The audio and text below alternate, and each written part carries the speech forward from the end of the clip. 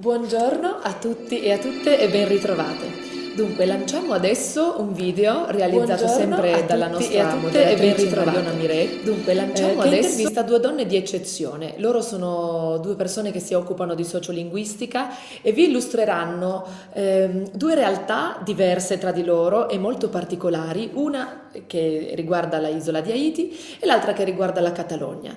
Loro fanno parte di un meraviglioso progetto che in realtà è una residenza artistica che si chiama Faber Lull, che ha sede appunto in Catalogna ed è un posto particolare dove scrittori, artisti, traduttori, letterati si possono incontrare e possono scambiare le proprie professionalità, possono essere ospitati per qualche giorno a lavorare e lavorare in questo contesto di forte scambio e di grande compresenza con altri professionisti del loro settore.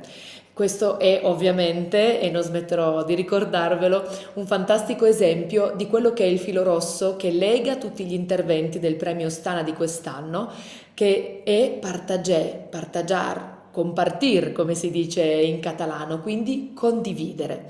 Ma non vi faccio perdere altro tempo e chiedo alla regia di mandare subito questo preziosissimo contributo video. Grazie.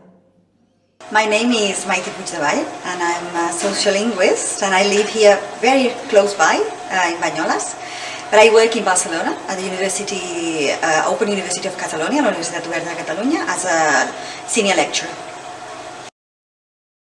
Hi, I'm Macarena.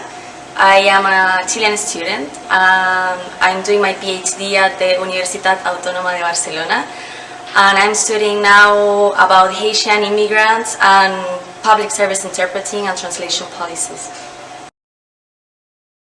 Hello, Macarena and Maite. Hi. Why did you start occupying yourselves about a minority language? Well, in my case, I am a speaker myself of a minority language, Catalan. So my interest about this language started early on in my life, really.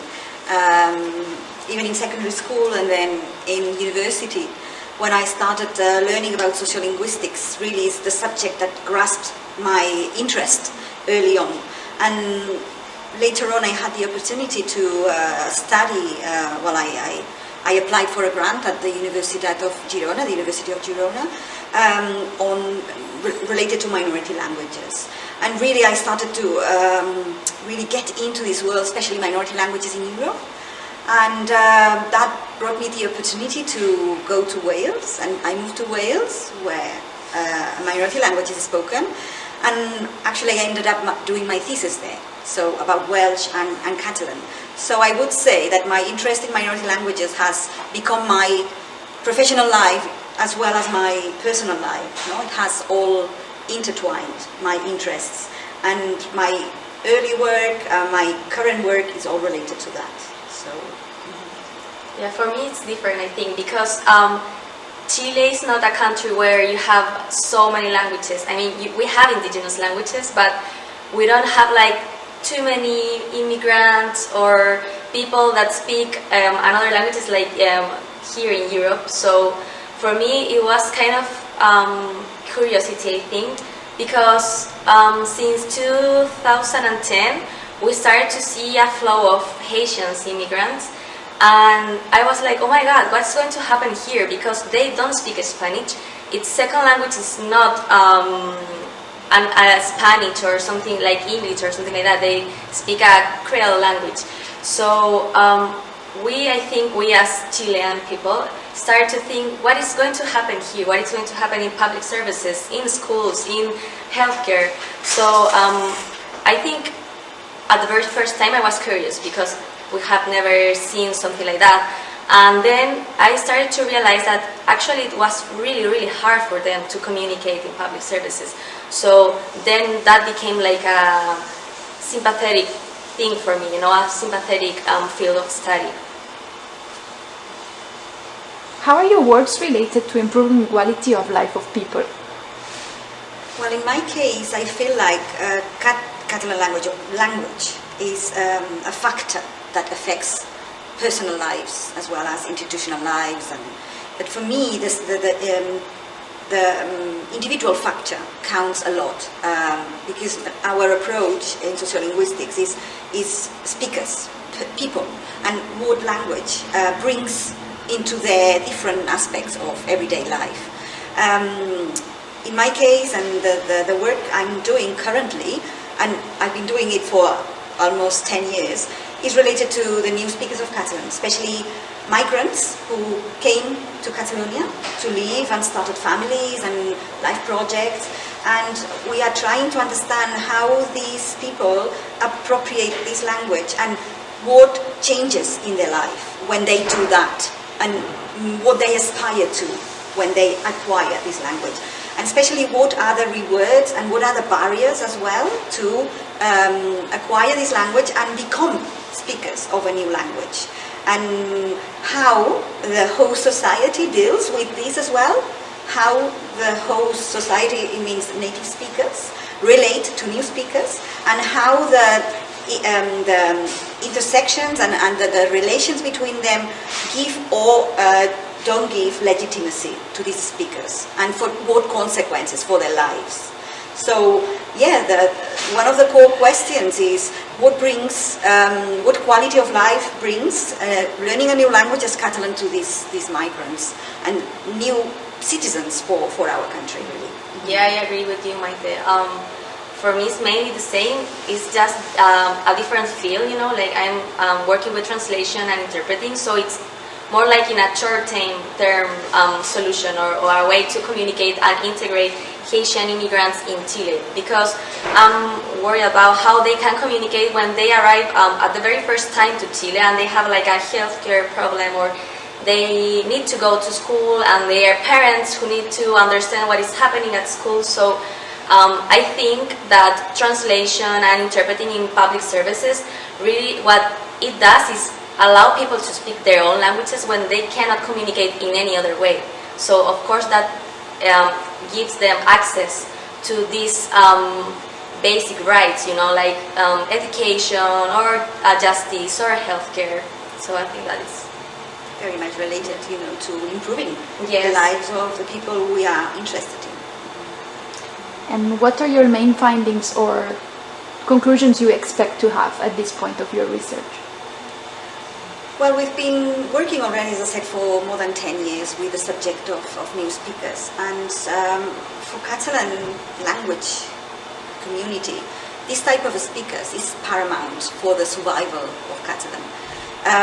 We have a lot of literature about how a language survives and how a language can be revitalized, or, you know, it's sustainable. And we have the works of Joshua Fishman, especially his work on family language transmission, and we know that language is more or less safe if language is transmitted through the generations, from one generation to the other. But this is not enough, especially in communities that receive migrants. So you have, you know, a stable community of natives, but then you have a lot of migrants who join your community and want to participate in social life as a citizen, and how these people can access as well resources is very important, and not only for them, but always as well for the host community. So in a sense, what's happening in Catalonia is that the ideologies of the language are changing slightly, very, very slowly, as usually happens in social questions, is that in history, especially recent history, as when Catalan was banned from social use, people, you know, there was a kind of pact that Catalan people would spoke to each other in their native language, so Catalan was kept. And this ideology of keeping the language for ourselves, the natives, was very much powerful and useful. But this ideology doesn't work anymore for us, because I mean we cannot just only speak Catalan with each other, natives, but we have to include other people. So we need changing this ideology, and new speakers actually are putting into question who is the legitimate speaker of Catalan, and they are pushing the boundaries and changing ideologies. So this is one of the main results, or at least, you know, issues that we've seen, that, you know, how these borders and ideologies are shifting as we speak. Yeah, for me, I think it's everything in an initial like part, especially because the Haitian immigration is really recent, and these kind of studies are recent too. So I'm just like looking what is happening over there. What I have seen now is that we have some initiatives like really small and not well paid and with a lot of, I don't know, risks, but we are doing something.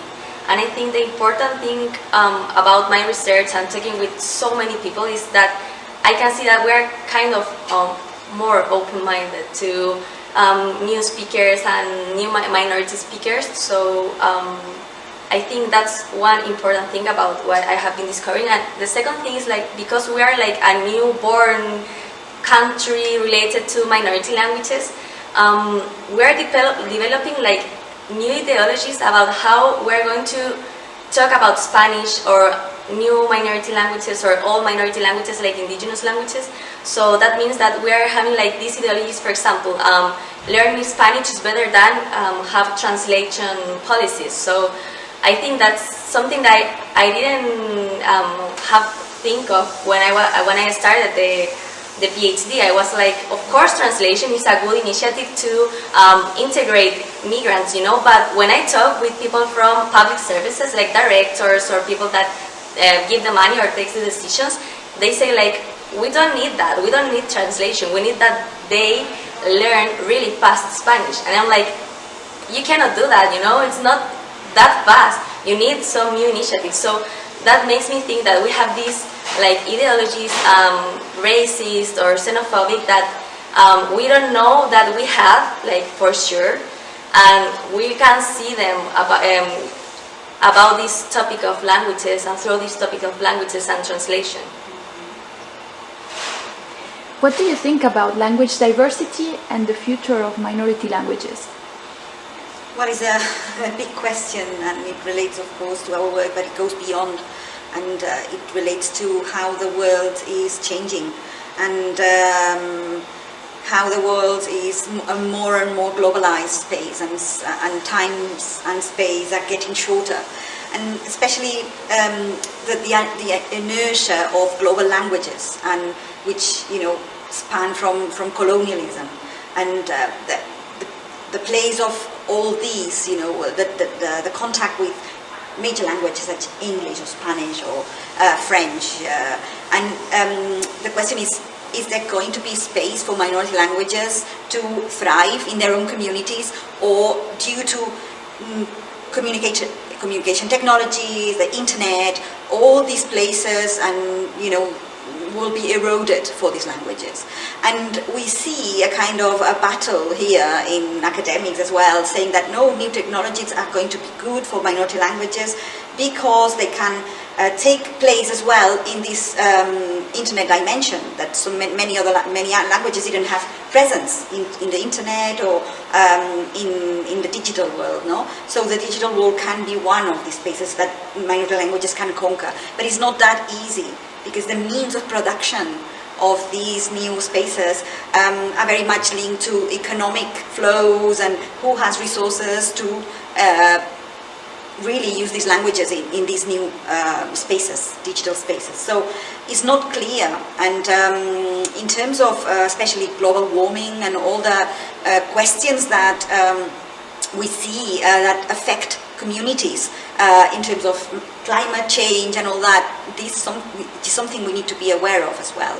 So there's a lot of threats for minority languages, and the only thing that we can do is action from below as well, and from above if it's possible, but keep action going and keep the minorities engaged with their own future.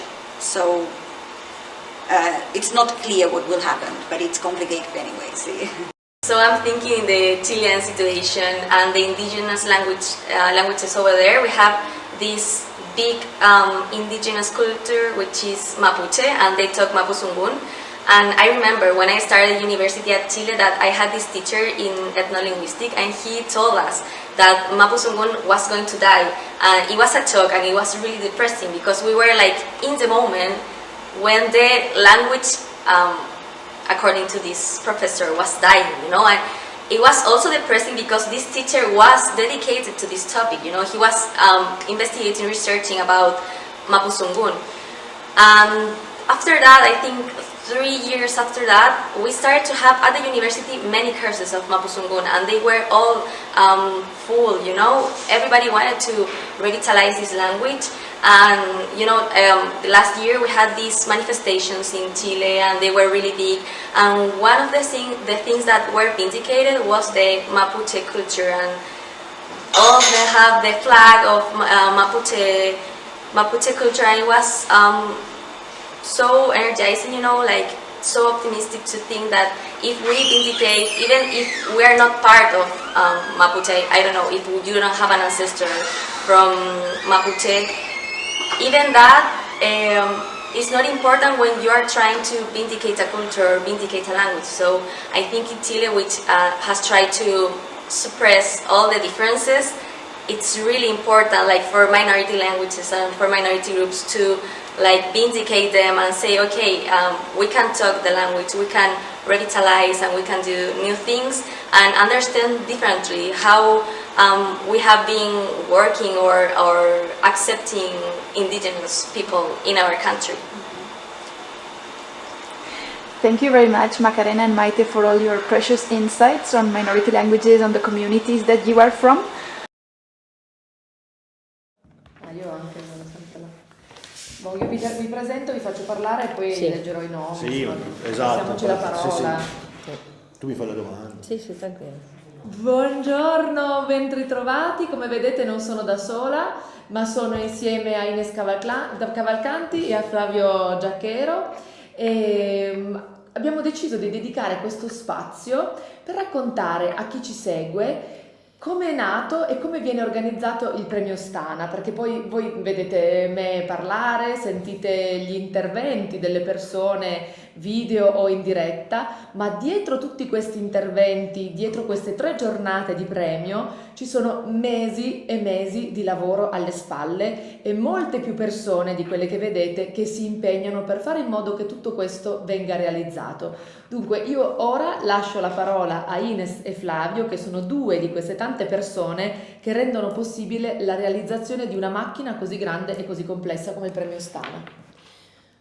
Buongiorno a tutti, vos dau un saluto in lingua occitano e vos conto un po' come è nato il premio Stano.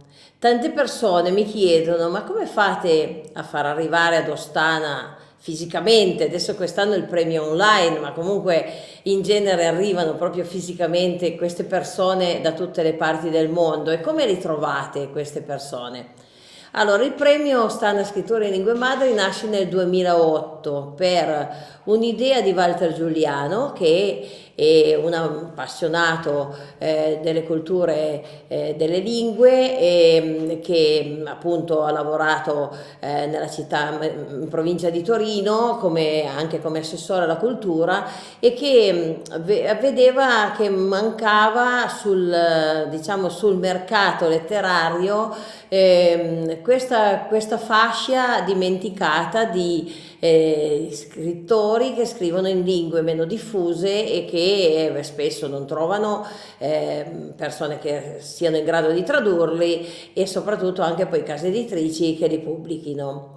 Allora, partendo dal presupposto che la diversità linguistica è comunque uno dei valori che ci sono all'interno dell'umanità, che è un diritto umano inalienabile, il fatto di poter mantenere la propria lingua, la propria cultura, nel 2008 si è iniziato a invitare ad Ostana, attraverso appunto dei canali che lui conosceva e che alcuni altri conoscevano, degli scrittori.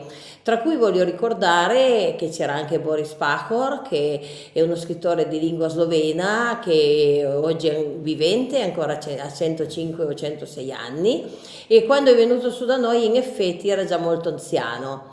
E quel primo anno si è incominciato, diciamo, a tessere il formato del premio Stana, che normalmente era composto di 6 sezioni che poi sono diventate 8.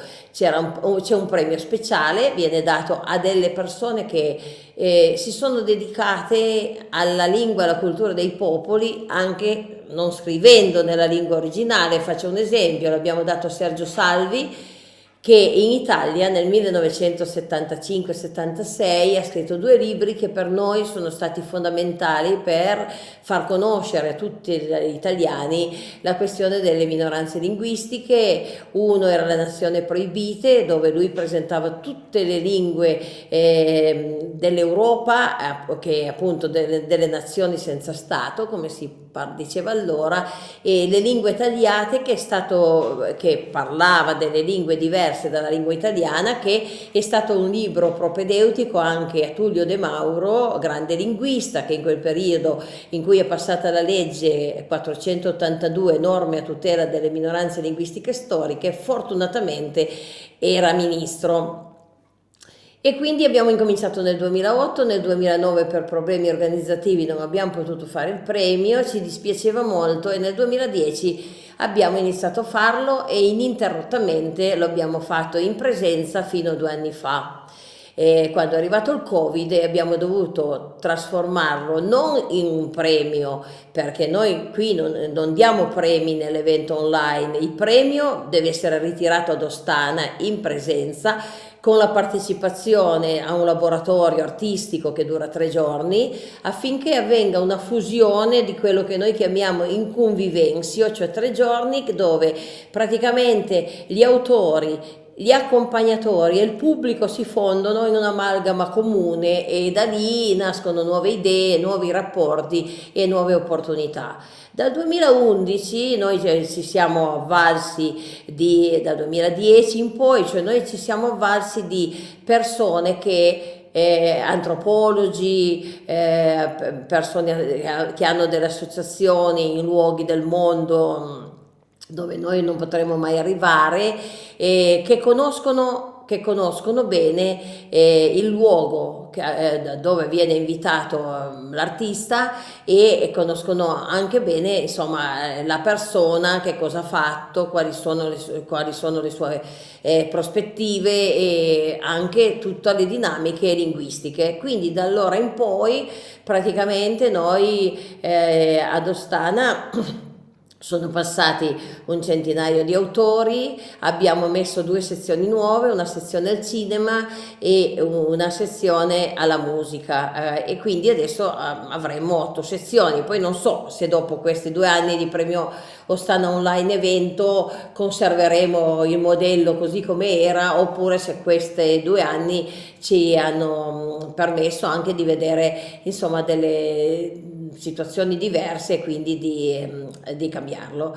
Adesso sono 2 anni, questo è il secondo anno che facciamo il premio Ostana Online in partage, quindi il prossimo anno, se insomma ci sarà il premio Ostana in presenza, ci sarà un premio Ostana Online Evento in partage e un premio Ostana Online in convivenzio, che magari si fonderanno insieme in un unico modello, e vedremo. Insomma, comunque noi vogliamo continuare a fare il premio Ostana. Quindi quest'anno sono passate ad Ostana il premio Ostana a 44 lingue, e noi abbiamo un archivio che adesso questo archivio non è su www.premiostana.it, dove potete vedere i materiali dell'anno scorso di quest'anno, ma ce l'abbiamo su www.chambradoc.it, che è il sito dell'organizzazione che io rappresento e che organizza il premio. E lì ci sono dei materiali che evidentemente per ogni autore c'è la biografia dell'autore, ci sono dei pezzi letti direttamente dall'autore. Ora è evidente che i primi anni del premio i materiali logicamente non sono belli come quelli di quest'anno o come quelli degli ultimi anni, perché noi ad Ostana anche il luogo in cui facevamo il premio era un po' pionieristico, mentre adesso insomma c'è a Miri-Brat c'è un locale che ospita il premio, che è anche di grande pregio artistico e quindi architettonico, quindi lavoriamo sicuramente in un modo diverso. Noi ci ripromettiamo, ecco, quest'anno negli intervalli tra le varie conversazioni, per far conoscere questo materiale di archivio che noi abbiamo raccolto in tutti questi anni. Abbiamo chiesto a Flavio Giacchero, che è un etnomusicologo, è una persona che ha molta sensibilità nei confronti di questi argomenti, proprio perché ha sempre trattato il tema delle lingue da questo punto di vista, e anche un musicista che suona in diversi gruppi, tra cui un gruppo di lingua occitana e franco-provenzale che si chiama i Bleu Lazare. Gli ho chiesto di fare delle playlist che facessero vedere i materiali che in questi anni sono stati raccolti.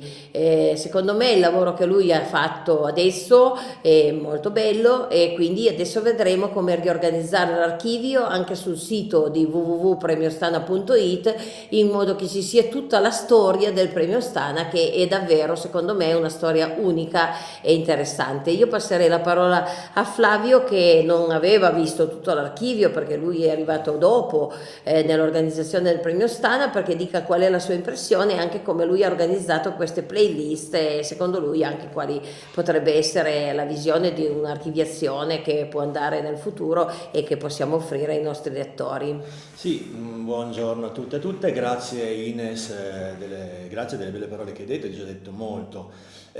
Sottolineo un aspetto che prima di raccontare nello specifico il lavoro sulla playlist, che è quello dell'importanza del territorio proprio con le lingue. C'è una forte connessione tra le lingue, le minoranze ovviamente, e i loro propri territori. Ad esempio ne è venuto fuori un bellissimo racconto ieri con la lingua Karen, ad esempio nel nord della Thailandia, ed è così per tutti. Per quello anche il premio Ostana insiste, finché era presente ma sicuramente si riprenderà, di portare la gente in un piccolo paese alpino, Ostana appunto, per far respirare anche quel luogo che è fatto certo di lingua soprattutto, ma di cultura e di suoni. Ogni territorio ha le sue specificità. Ieri ci raccontava Ching, questo di lingua Karen, che appunto hanno un progetto che vogliono accompagnare le persone non proprio all'interno della foresta, che ovviamente è riserva per gli indigeni locali, ma nei pressi, vicino, quindi proprio per far respirare questo luogo, questo mondo. C'è una forte connessione con le culture, ogni cultura, i territori e le proprie lingue.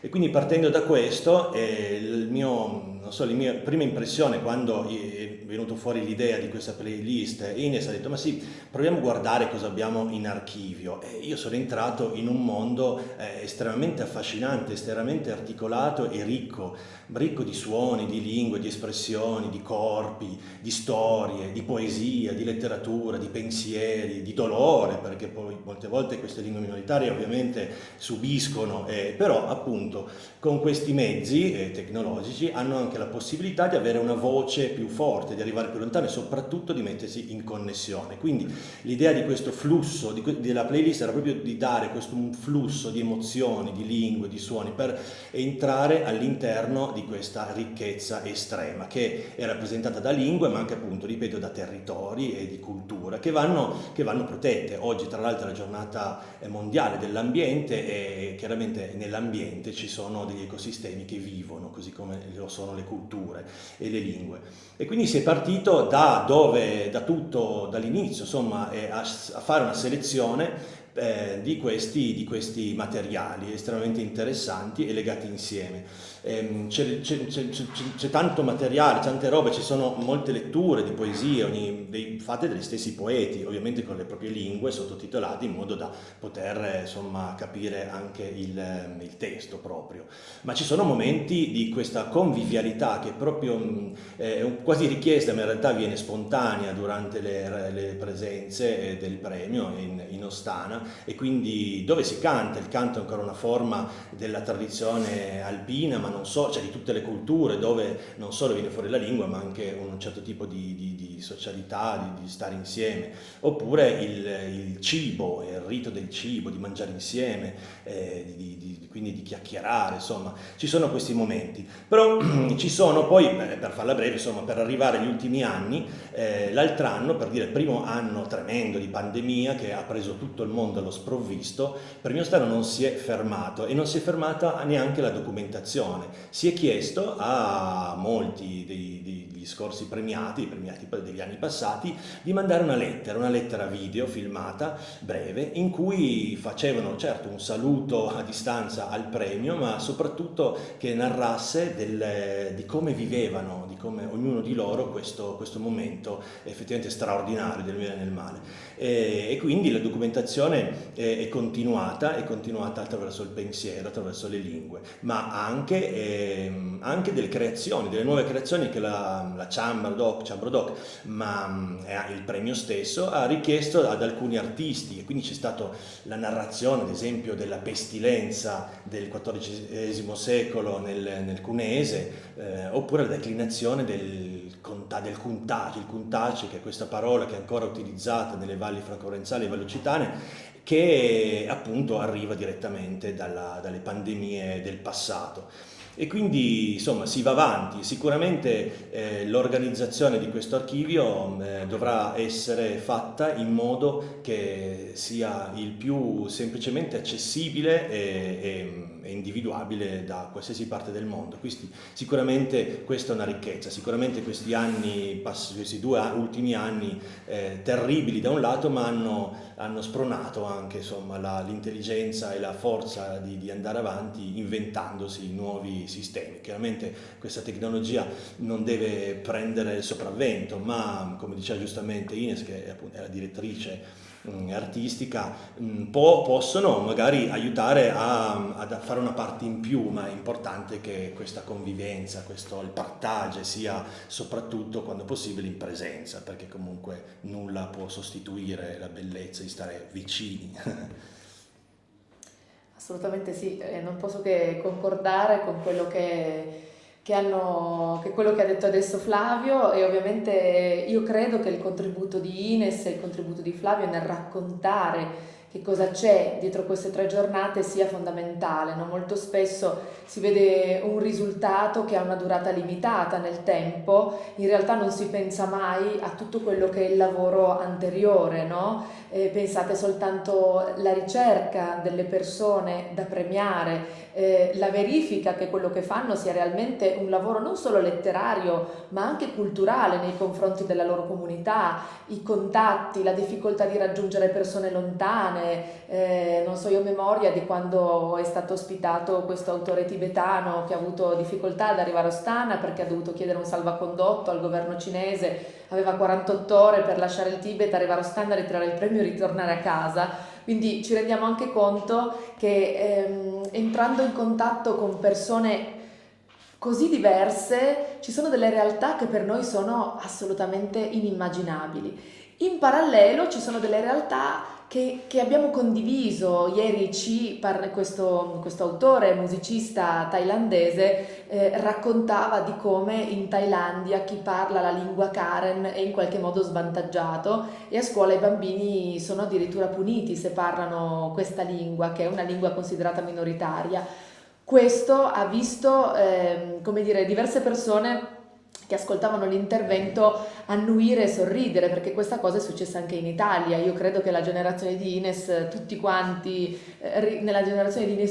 ricordino che a scuola c'era una discriminazione nei confronti di chi parlava il dialetto e non si sapeva esprimere in italiano. Quindi la cosa bella di condividere è capire dove ci sono le differenze culturali e storiche, ma anche dove sono, e secondo me sono molti più di quanto si possa immaginare, i punti di incontro. E la cultura, la letteratura e la musica hanno questo grandissimo potere di far capire quali sono questi parallelismi.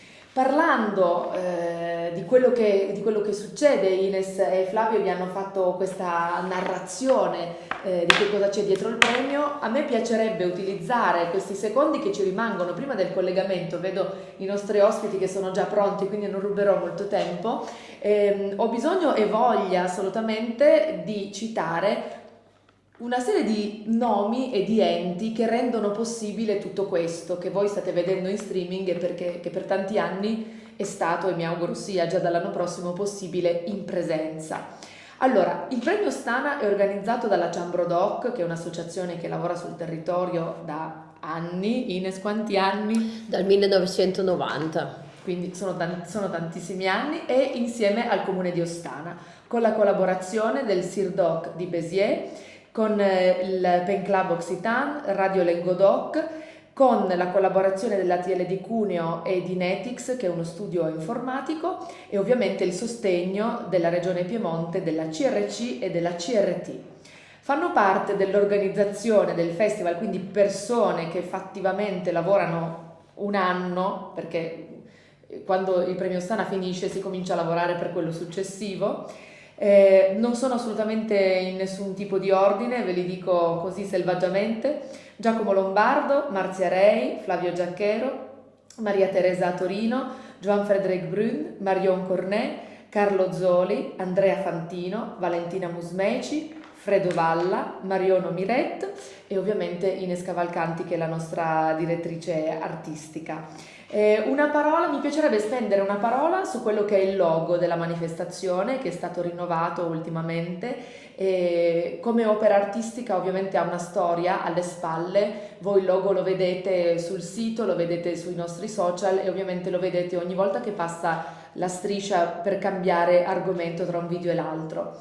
Il logo è stato rinnovato da Eliana Barbera, che è stata colei che ha curato il restyling, e lei dice: il premio è un'esperienza consolidata di incontri ed esperienze editoriali che negli anni si sono adattate all'universo sempre più virtuale e multimediale. Quindi il nuovo logo ha voluto, rappresentare una sensibilità al digitale. Se voi vedete nel logo, la O di premio e la O di Ostana hanno un rapporto aureo, sono assieme, sono sovrapposte, e questo rappresenta l'incontro tra le lingue madri, perché si incontrano ad Ostana, all'ombra del Monviso, che è presente nel logo, e le linee tratteggiate che ci sono sullo sfondo rappresentano tutti i percorsi, le strade di tradizione e di traduzione che si incontrano sul territorio. Penso che questo sia un messaggio molto bello, no? Potete immaginare come da un segno grafico ci sia una storia. Questo succede per tutti i segni grafici, dalle pitture rupestri, tutti i simboli degli esseri umani sono sintesi di una storia che c'è alle spalle, e a me piaceva raccontarvi quello che c'è stato nell'ideazione di questo logo. Cito ancora, non per ordine di importanza, il nostro ufficio stampa, curato dalla Babel Agency, per la persona di Greta Missori e Martina Po, che hanno fatto un lavoro encomiabile quest'anno, permettendo al premio Ostana di essere presente su alcune delle testate giornalistiche più importanti, italiane e anche straniere, perché ho visto che anche su giornali francesi sono uscite delle notizie sul premio. Faccio alcuni nomi perché dire importanti è importante, ma dire che siamo usciti sul Fatto Quotidiano, sull'Avvenire, sul Manifesto, sulla Stampa, sul Corriere, su Venerdì di Repubblica e sulla Repubblica, credo che sia molto importante per dare visibilità a un lavoro che non solo coinvolge tante persone nell'organizzazione, ma molti artisti e molti autori anche nella parte fattiva. Chiedo a questo punto alla regia di mandare la piccola sigla che introduce i nostri prossimi ospiti.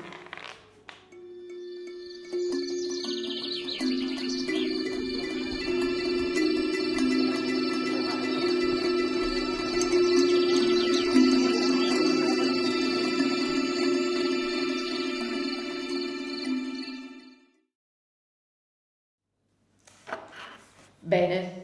Noi siamo qui con i nostri ospiti direttamente da Guardia Piemontese, che potremmo, chiamare un'enclave occitana nel sud Italia. È un posto in cui io personalmente sono stata diverse volte e di cui conservo bellissimi ricordi, perché lavorare in un posto dove si sta bene è un lavoro a metà ed è un grande piacere. Ma non rubo altro tempo a Ines e a Flavio, che condurranno questo intervento. Grazie. Allora, buongiorno a voi e siamo ben contenta di voi avere ici e in questo diretto per nos contiare la giornata in cui, che è una giornata storica per Guardia Piemontese. Vi passo la parola. Buongiorno a tutti, siamo contenti di avere due rappresentanti di Guardia Piemontese. Oggi per loro proprio combinazione il 5 è una giornata storica, la giornata di oggi è una giornata storica, vi diranno loro il perché e incomincio a passare la parola, così ci raccontano. Buongiorno, siamo io con Francesco Treviso, oggi è una giornata importante per Guardia Piemontese perché il 5 giugno è la giornata della memoria. Nel 2008 il compianto sindaco Gaetano Cistaro, all'epoca io ero assessore, istituzionalizzò la giornata della memoria per non dimenticare l'eccidio che ci fu a Guardia Piemontese il 5 giugno del 1561. In quel giorno uomini, anziani, donne, bambine furono uccisi indistintamente e il sangue scorreva giù dal paese fino ad arrivare alla principale porta di accesso che da quel giorno diventò Porta del Sangue. Oggi vogliamo ricordare, a distanza di 460 anni, quel tragico evento, e per me, Francesco, oggi è una giornata ancora più importante perché dopo 460 anni noi due abbiamo deciso di diventare valdesi e quindi siamo molto emozionati per questo passo che stiamo per compiere. E faremo oggi pomeriggio alle 18 un culto pubblico presieduto dal pastore Jens Hansen, e poi la giornata si concluderà con una rappresentazione dei pupi sulla storia di Gianluigi Pascale.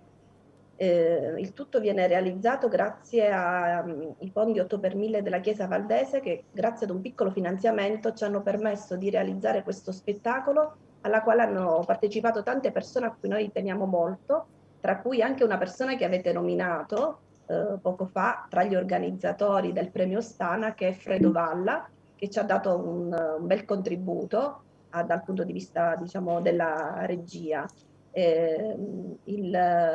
Quest'opera è stata realizzata da Angelo Sicilia, che è uno dei più bravi pupari siciliani.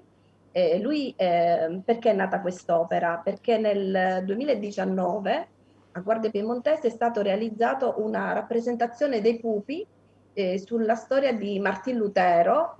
Era il 31 ottobre, la giornata della Riforma, ed erano 500 anni esatti il giorno in cui vennero affisse le tesi, le 95 tesi davanti al castello di Wittenberg. Per tale motivo ci siamo ritrovati tutti diciamo, vicino al comune a chiacchierare sulla possibilità di realizzare un'opera che parlasse di Guardia, della nostra storia. In quel giorno c'era anche la cantastoria Francesca Prestia, che è l'unica cantastorie donne calabrese, che rimase molto colpita da questa storia, e io allora lanciai l'idea di poter realizzare, grazie al centro culturale che avrebbe coordinato, diciamo, il progetto, quest'opera che parlasse della storia di Guardia. Poi abbiamo deciso di farla sulla storia di Gianluigi Pascale. Angelo Sicilia era molto contento e da allora si è creata una bella sinergia fra tutti noi fino ad arrivare a quest'opera che sarà veramente molto bella. Ringraziamo la Ciambra Doc che ci ha offerto le basi, diciamo, strumentali, alcune delle quali verranno sentite oggi tra una pausa, tra un atto e l'altro della scena. La collaborazione, ringraziamo Claudio Ciarlo che diciamo, ha organizzato il testo dell'opera, e ringraziamo Marco Fratini con Fiorenzo Tundis che hanno fatto uno studio storiografico e bibliografico importante. Quindi questa sinergia ha portato poi alla realizzazione dell'opera che oggi per la prima volta verrà messa in scena a Guardia Piemontese. C'è poi Angelica Pedatella che ha curato la parte finale, diciamo, dell'opera, e poi vogliamo ringraziare anche una importante artista calabrese, un'attrice, Loredana Ponti, che farà uno spettacolo conclusivo. Non vogliamo anticipare, poi speriamo di riuscire, riproporremo questo spettacolo anche ad agosto, speriamo ad agosto, e poi vorremmo registrarlo in maniera adeguata da poterlo poi trasmettere anche online per farlo vedere a chi, insomma, vuole partecipare a questa iniziativa. Ti ringrazio molto e vorrei che per i nostri telespettatori che seguono il premio Stana, non tutti sanno che cos'è Guardia Piemontese, che brevemente me la indicassi geograficamente e dicessi due parole proprio perché si chiama Guardia Piemontese, perché lì si parla la lingua occitana e anche perché oggi è ritornata la religione valdese e Guardia Piemontese dopo tutti questi anni in cui i valdesi sono stati massacrati. Allora, Guardia Piemontese è l'unica minoranza linguistica occitana del meridione. Siamo l'unica, in Calabria ci sono 3 minoranze linguistiche, quella grecanica, quella occitana e quella arbrescia, noi siamo una minoranza nelle minoranze. A Guardia Paese ancora si parla l'occitano, o meglio il guardiolo, che è l'occitano contaminato, diciamo, dalle parole calabresi. Qui ancora l'occitano si insegna a scuola, fa parte del curriculum e viene insegnato una volta a settimana, quindi fa media in pagella. Si realizzano, grazie all'Istituto Scolastico Gaetano Cistario, diverse manifestazioni tipo teatrali o balli dove viene sempre promossa la lingua occitana. Guardia Piemontese è l'unica città europea della riforma del meridione. Siamo insieme a Torre Pellice e a Venezia gli unici 3 paesi in Italia che hanno questo titolo proprio per l'importanza che ha rivestito nella riforma protestante. Ci chiamiamo Guardia Piemontese perché tra la fine del 1200 e gli inizi del 1300 arrivarono in Calabria piemontesi, valdesi che parlavano occitano e si trasferirono in diverse località della Calabria. A Guardia Piemontese si trasferirono alla fine ed è l'unico paese fondato esclusivamente da valdesi ed è l'unico paese che affaccia sul mare. Siamo qui in provincia di Cosenza, siamo in una zona geografica fantastica perché passiamo in soli 2 chilometri dal mare alla montagna. Siamo organizzati con l'aeroporto di Lamezia Terme, potete raggiungerci e arrivare alla stazione di Paola. Le uscite dell'autostrada sono quelle di Tassia a nord e di Falerna a sud. Geograficamente siamo fortunatissimi, quindi in questo momento non possiamo trasmettervi con le sole parole quello che riusciamo a vedere dal nostro panorama. Quindi vi invitiamo a venire qui e a vederlo con i vostri occhi. Vorrei aggiungere che poi, per chi non conoscesse Guardia, abbiamo le terme luigiane che sono le prime in Italia e seconde in Europa per le caratteristiche salso-bromio-iodiche delle proprie acque, quindi anche questo è un bel motivo per venire. Abbiamo un bellissimo mare, abbiamo terra, cioè montagne e mare, come diceva Francesca, a 2 passi, ed è bello poter venire anche a scoprire i sentieri valdesi.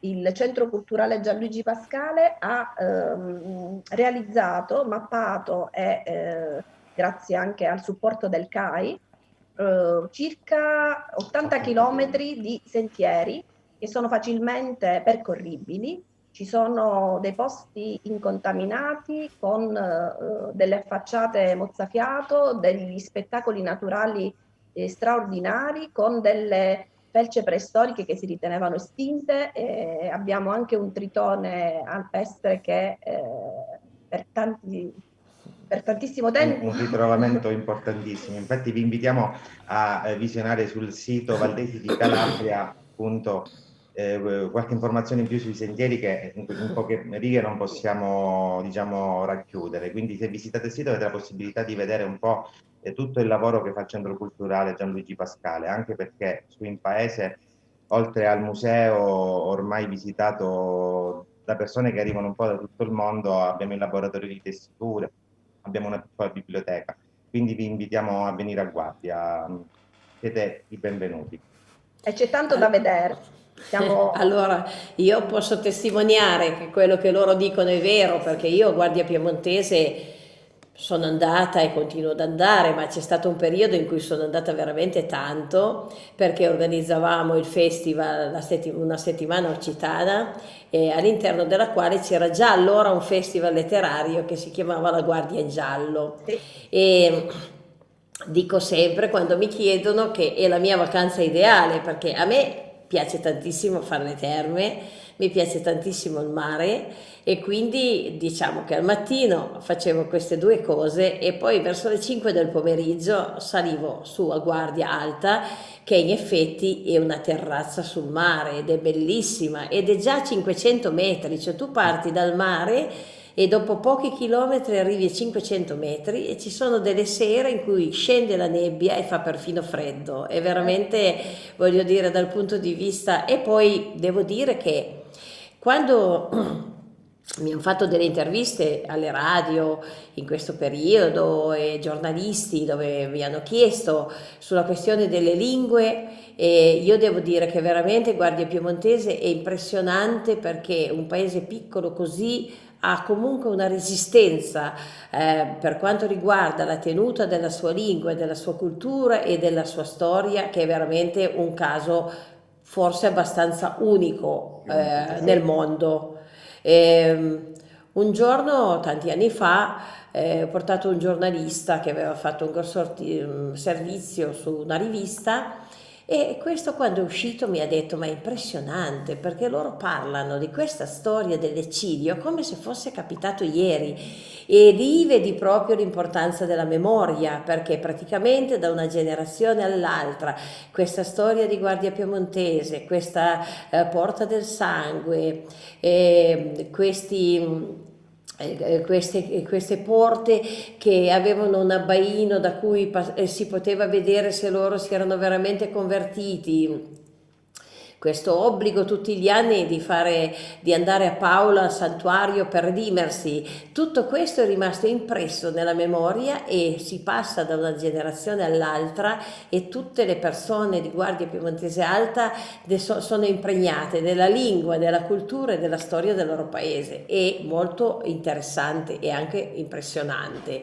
E proprio voglio finire in questa giornata intanto ringraziandovi tantissimo per questa diretta che avete fatto, che per noi è molto preziosa, e chiudendo con Flavio Giacchero, che appunto è un etnomusicologo e che con il gruppo I Bleu Lazare su Guardia Piemontese ha fatto un canto per ricordare proprio questa storia. Sì, intanto saluto l'amica Gabriella e Francesco.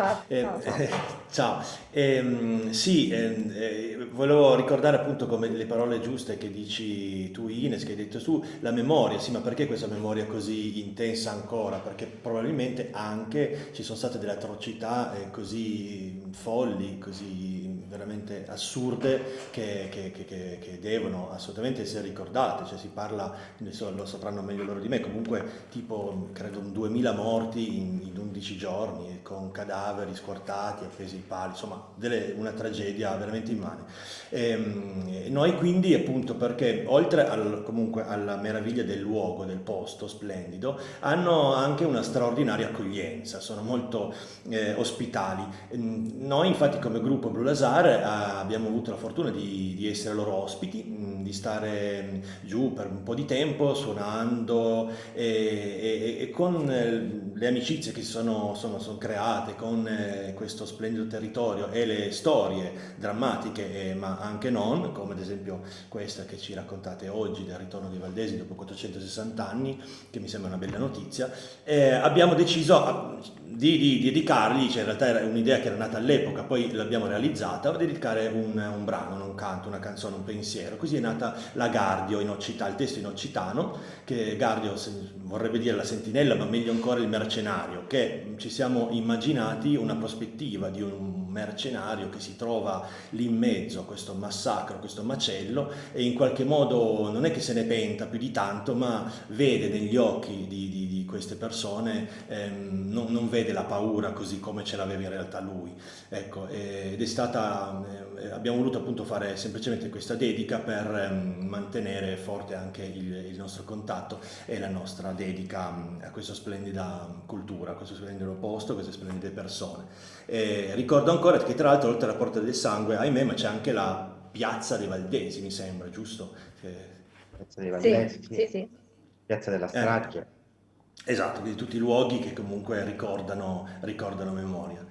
Ines, non so, io credo che loro abbiano ancora tante cose da fare oggi, quindi forse possiamo lasciarli andare alle altre loro, al resto della manifestazione, che tra l'altro ricordiamo che coincide con la giornata mondiale dell'ambiente, e che ricordiamo che l'ambiente è fatto anche di cultura, no? Perché insomma siamo artefici in qualche modo, quindi loro sicuramente hanno un'attenzione lodevole di questo. Quindi vogliamo salutarli, vogliamo lasciarli andare finalmente ai festeggiamenti. A prepararsi per questo bell'evento che li attende questa sera. E vi ringraziamo, grazie mille Gabriela, grazie mille Francesco, grazie per questa testimonianza e grazie anche per aver raccontato una di quelle tante parti di piccole storie dell'Italia che poco si conoscono e non finiscono mai sui libri di storia, ma che io credo dovrebbero avere dignità, no? Di essere conosciute al pari di tante altre. Quindi grazie mille per aver messo i nostri spettatori a conoscenza di questo. Buona giornata e buona festa per quest'oggi. Grazie, grazie mille anche a voi, grazie. Siete andati alla Guardia? Assolutamente sì, quest'estate in vacanza tutti alla Gardio. Vi hanno anche spiegato come arrivarci, quindi non ci sono più scuse. Ciao. Grazie, arrivederci, grazie mille.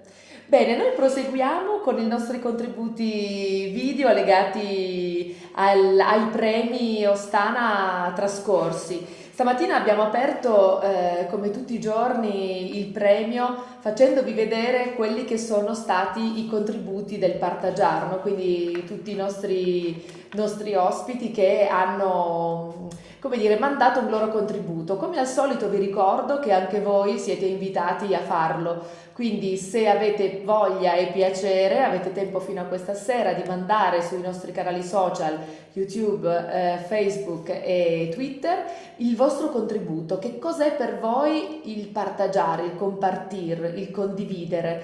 Sarebbe molto interessante avere qualche feedback da parte vostra. Io ricordo sempre che quando siamo a Ostana, tra un intervento e l'altro, tra una conferenza e l'altra, un concerto e l'altro, le persone si incontrano, no? Nei vari spazi del paese, si parlano e condividono. Questa cosa quest'anno non è possibile in presenza, ma è possibile grazie alla tecnologia che ci supporta. Quindi sappiate che i vostri interventi video, audio, scritti, ma se ci mandate qualche video almeno vi vediamo anche in faccia, sono assolutamente i benvenuti. Volete aggiungere qualcosa, Flavio, Ines, o lasciamo la parola alla regia?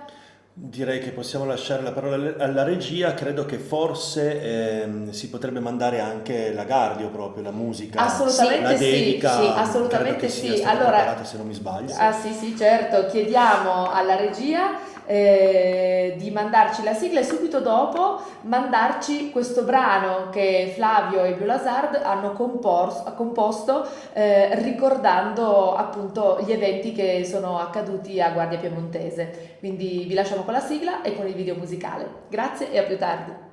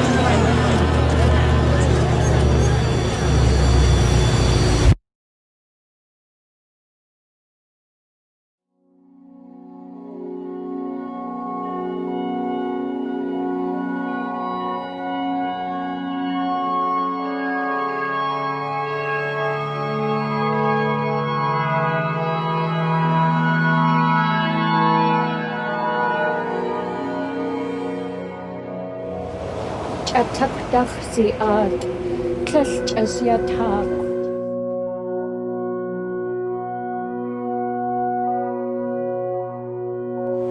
to bona kalehmetike.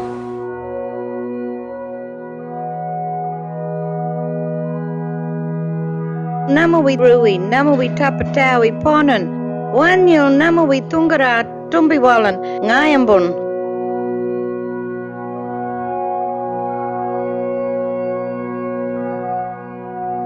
Ui sai chưa ta vậy hồi.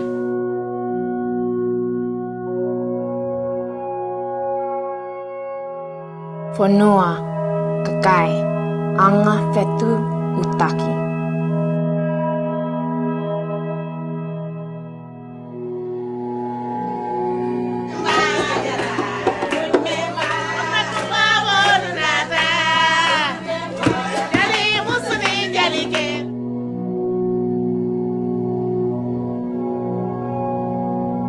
Mai cuma nangi ewa ilan kasuruan, apo ni mema intana.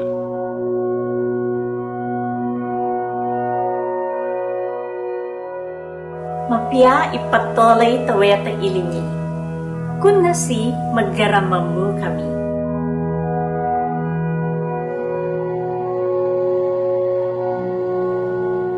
هذا مختار ثامر حملك تبخط ولا نرسو كل يدي جيم وشيهم ضخو ودفون هم صرف كنا ولا زوي دني على طيب تبو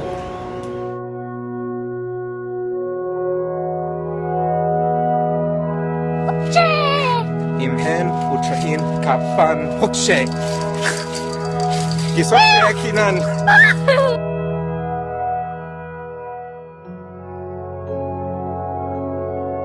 Mission China Mala knew the world.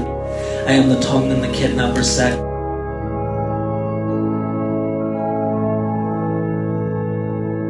Simukufuluka kwabo banafulukanaga mihiso yakaziko banyindu balikelama mumira ndeto yetu y'ikinyindu yanagenda gigandagana.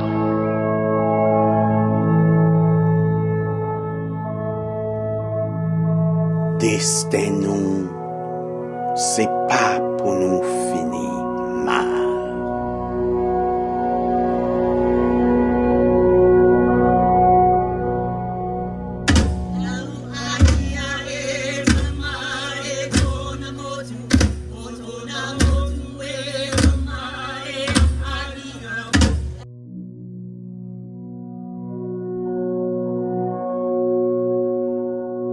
Tili ayue te bon.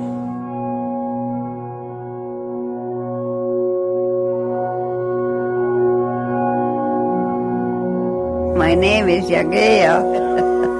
It means she remembers.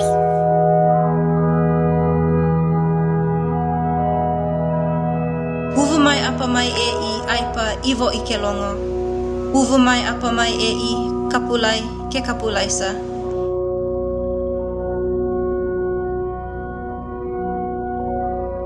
Iya teman.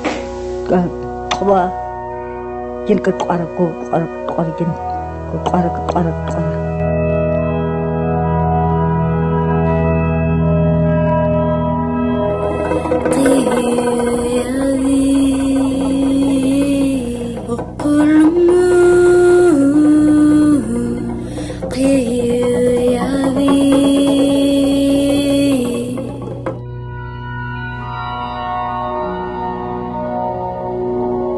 Motu iei ta pepe sihie, os otuenza, pa sonoiano, e mo kosi ti feangou.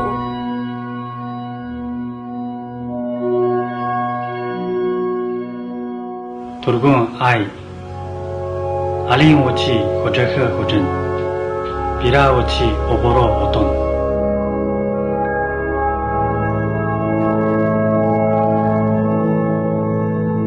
Tiufalo nipu niawe seu mal que fin tien ruka ka kuruf negumiun mameke eniu ni loko.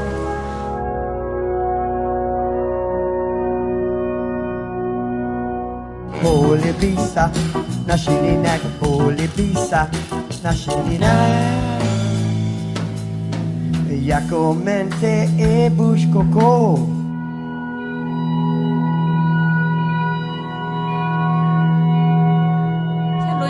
na shamawit tanyu shalene nyu tung poare shalenyang to galiet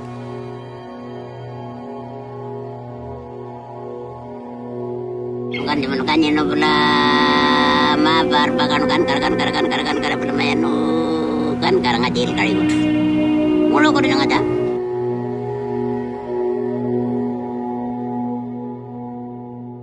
Kosame yohtiko piekkanyon ni ishate patavas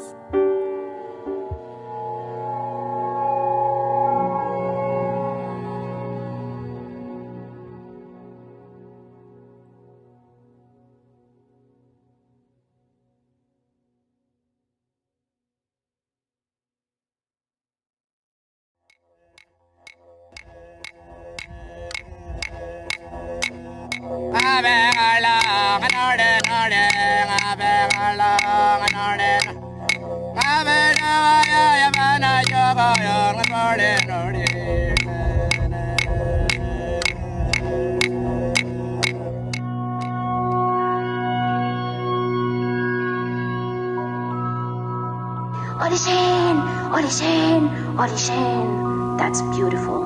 And then she would say, Yiben, disgusting.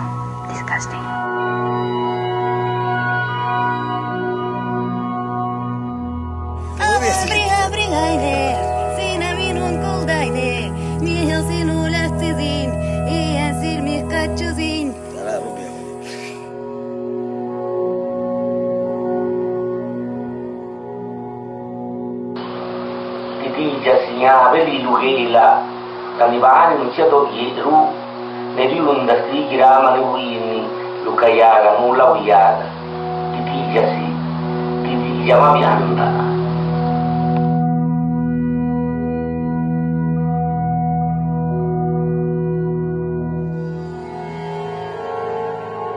Kededul utkungun ayat atna akyalt awas glu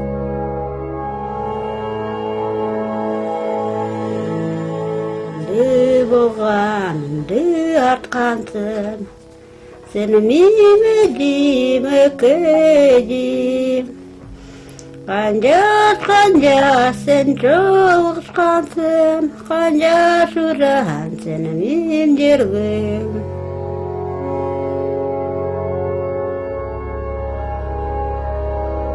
ya kikini mgongolo yala abada wetu ranan la moyele ayo dama kuna nyokoro kikini musabab de kuna Wadi mo bani pili may na mo niya.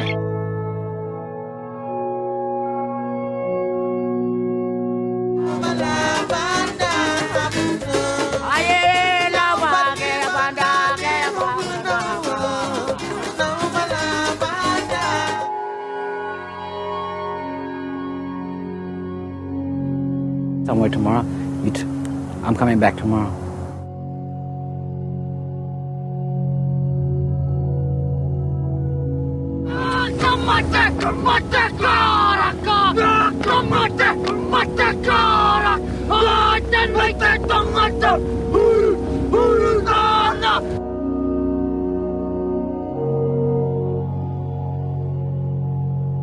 Watamugu dinnu javalle riyadi paat abbayiki watamugu dinnu javale setulu vosi serte nijam menino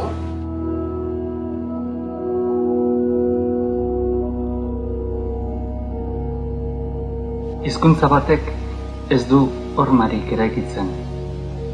Kolorez pintatzen ditu.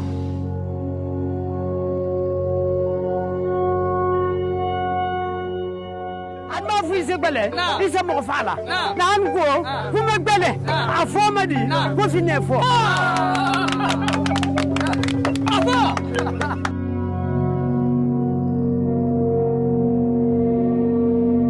Hayat ki lasted, what obscures falls away. Hayat ki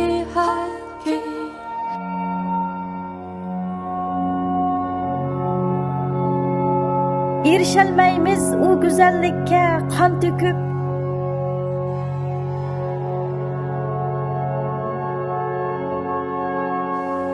eia, ya, ne.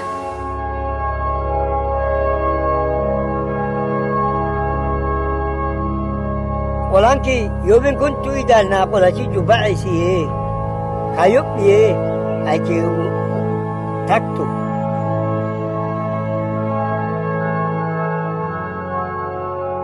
boha mi ye chahle akam cheule kila ole aku kilep namina oh oh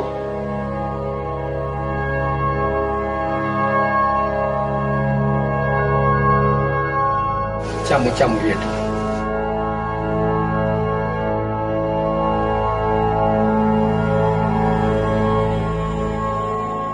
nan balla ko talla bage badal nan balla ko talla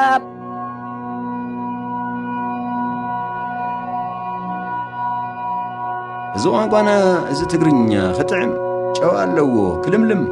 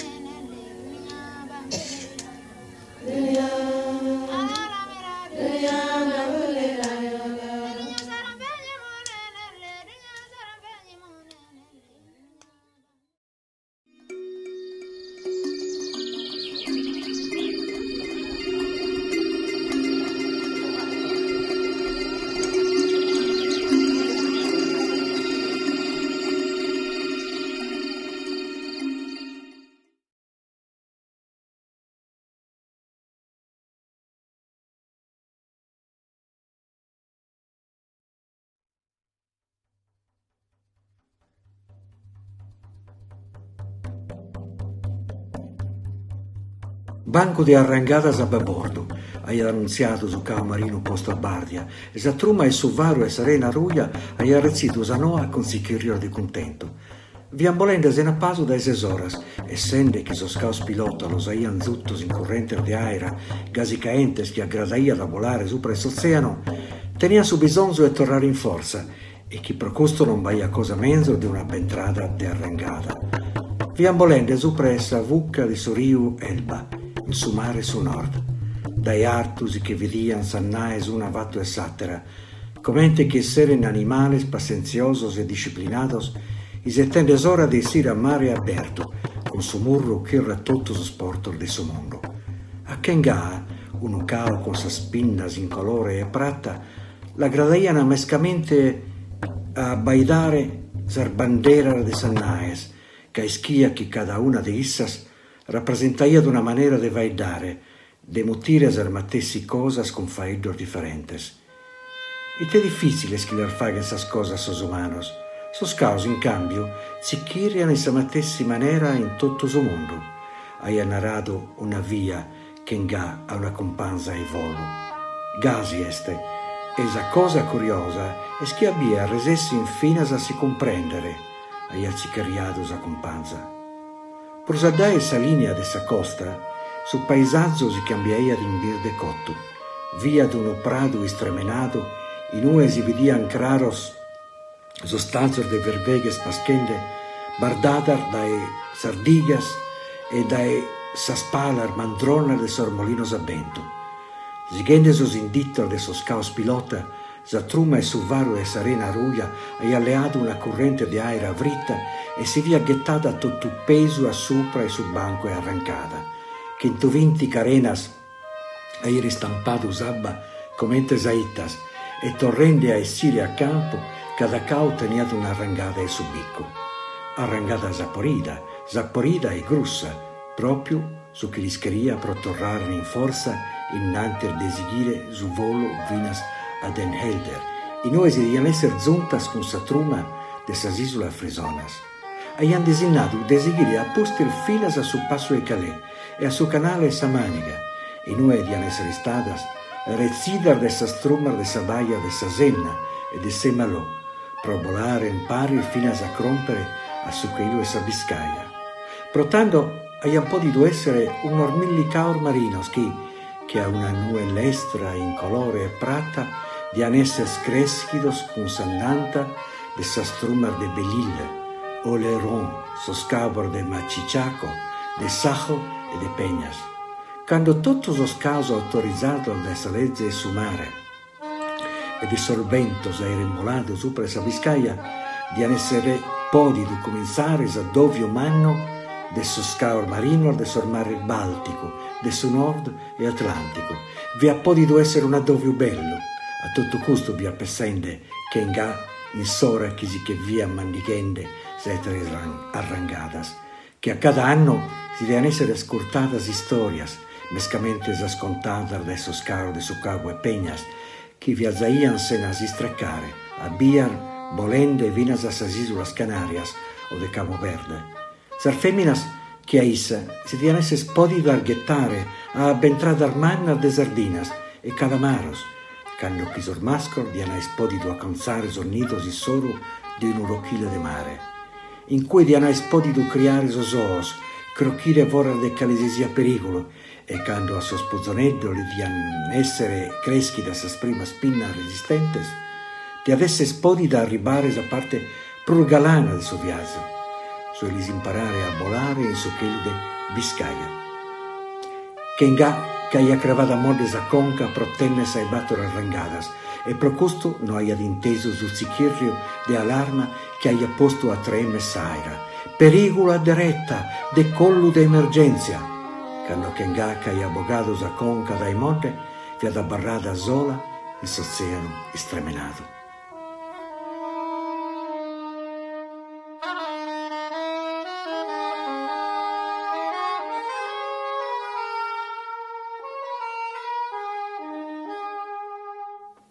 A Kenga aveva verte oie pegiò, ma l'onda densa aveva stata ciulesta di lei e aveva querta du tutto.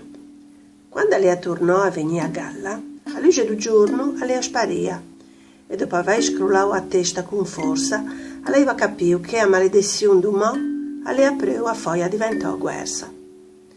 A Kenga, loca questiume d'argento, aveva cacciato 2 o 3 volte a testa su tegua, fino a che una fia di luce non le arrivò ai fantinetti di soeggi, querti di petrolio.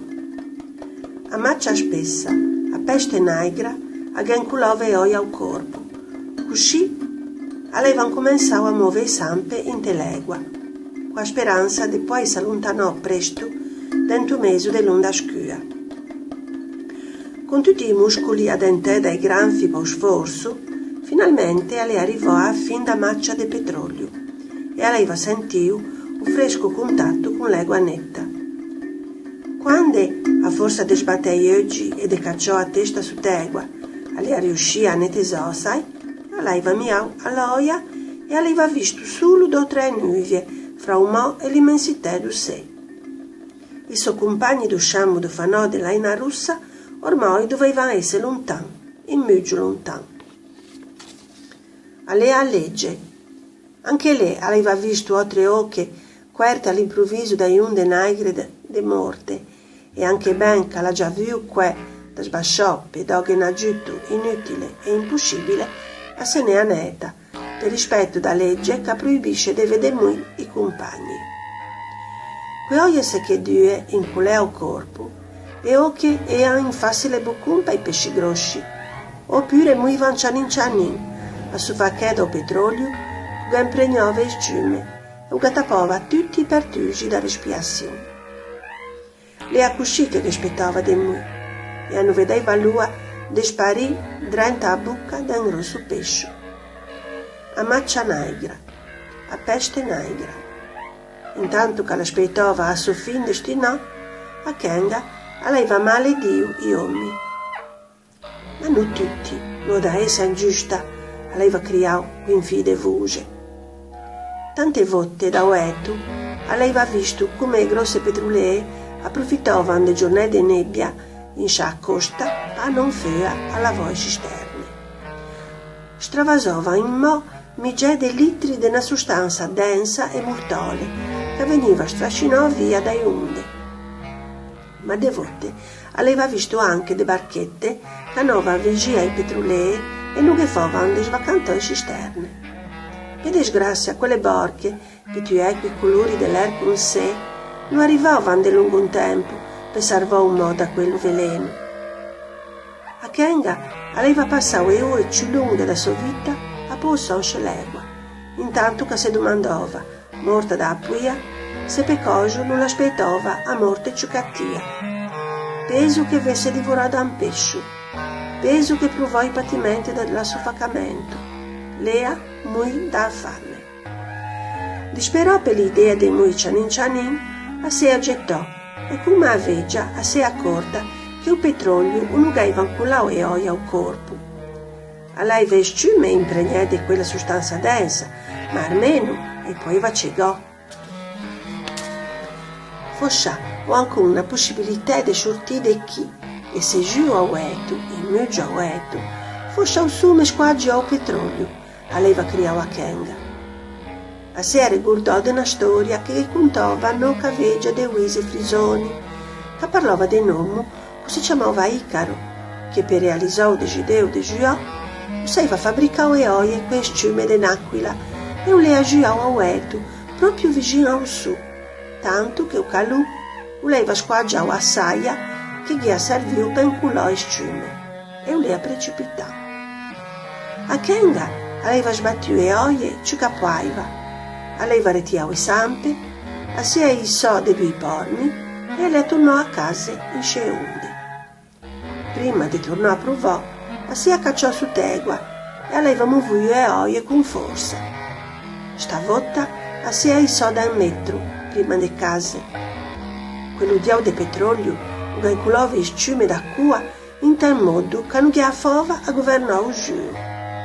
Si accacciò anche una volta e con il becco aveva cercato di portare via a cappa di brutù che gli cruviva a cua.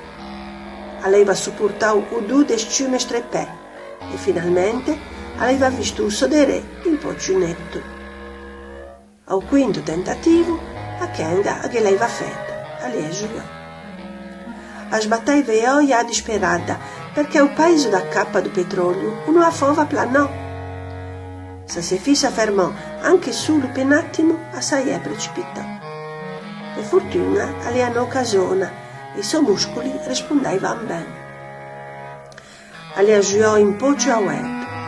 Senza mai finire di sbattere oie, aveva miau da basso e aveva visto a costa appena disegnò come una riga gialla. Aveva visto anche due o tre barche che si muovevano come delle cose piccine in sciampesso di roba blu. Le aggiungò anche un ciauetto, ma su non aveva fatto quello che lei si aspettava. Forse i suoi raggi erano troppo deboli, non erano bellicodi, o a cappa di petrolio era troppo spessa. A Kenga aveva capito che forse non che saendo è anche un po' muggio. E intanto che cercava un posto dove poi sbasciò, le aggiungò verso l'entrutera, guidò da riga verde a biscebaggio dell'elba. Il movimento di soie si è fatto di lungo più lento e pesante, a perdeva le forze. Aua hanno giù a vacciù, a ueto. Un disperau tentativo de tornò a giò ciauetto, aleva serau oggi e aleva sbattiù e oie quei suoi ultime forze.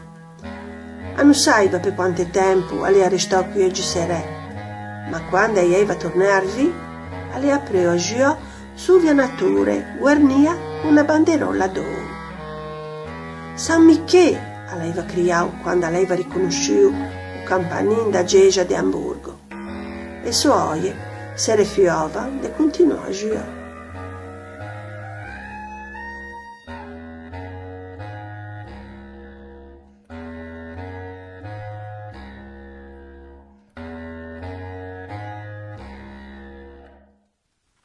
La gatta gran, negra e grassa, sa stava pranendo lo sole al currirò, roncante e pensanta con sa stava bea naglià, gusanza lo raggio scarenza ventranal, e a mara squatra anca stotta stirare la zanrera e la cua stirara. Allo precis momento che sa stava girando a mamandronia per fare a modo che il sol li carantessi la schiena, aveva antese lo siurete provocate da un oggetto avurante che non sapeva che cosa fosse e che s'accostava a gran velocità. A stanta allerta aveva fatto un salto, si era pusata a retta allo spatrapeus e aveva fatto giusta antenza a tirare un lau per schivare la gliocca marina che era calura al currirò. Era un paldal assai brutto, taniva torucos trici d'una sostanza scura e che taniva un romara. Zorba si era accostato e la gliocca marina aveva provato a sanasciacà a striginante las aras. Non è stata una tarraggia assai elegante, aveva miaurato, ma da sprau non le potuto evitare, aveva ammettito la gliocca marina. Ascolta, parescia smalpusara, che cosa è ciò che tenza da mon del cos? E che romara che tens, aveva miaurato Zorbas. Mi s'arripara da monte un'onda negra, la peste negra, la maradissio della marina, a sticchi murin, aveva dita ma una veolia mantosa alla gliocca marina. Morì, non ti chissà sci, se sa stracca e brutta, tutto ciò. Perché non vorrà svelzo lo zoo? Noi sagliunti denanchi, e anaglia i son veterinaris che t'appugeranno a giurà, aveva miaurato Zorbas. No puc. Esa stato il mio ultimo vol, aveva detto la gliocca marina, ma una veu che quasi non s'antaneva, e aveva tancato i suls. No moris, rapposata un poc, e vauras che t'arraprenz. Tense fam, t'adungare un poc del mangiameu, però no moris. Aveva pragato Zorbas a costanza la gliocca marina da smagliara. Vincira la rappugnanza, la gatta riaveva l'inghito lo capo. Aquella sostanza che la tappava tutta teniva una sabò veramente mara. Mentre gli passava la lingua da mon del col, aveva notato che il respiro del paldal sapeva che era volta me sveglia.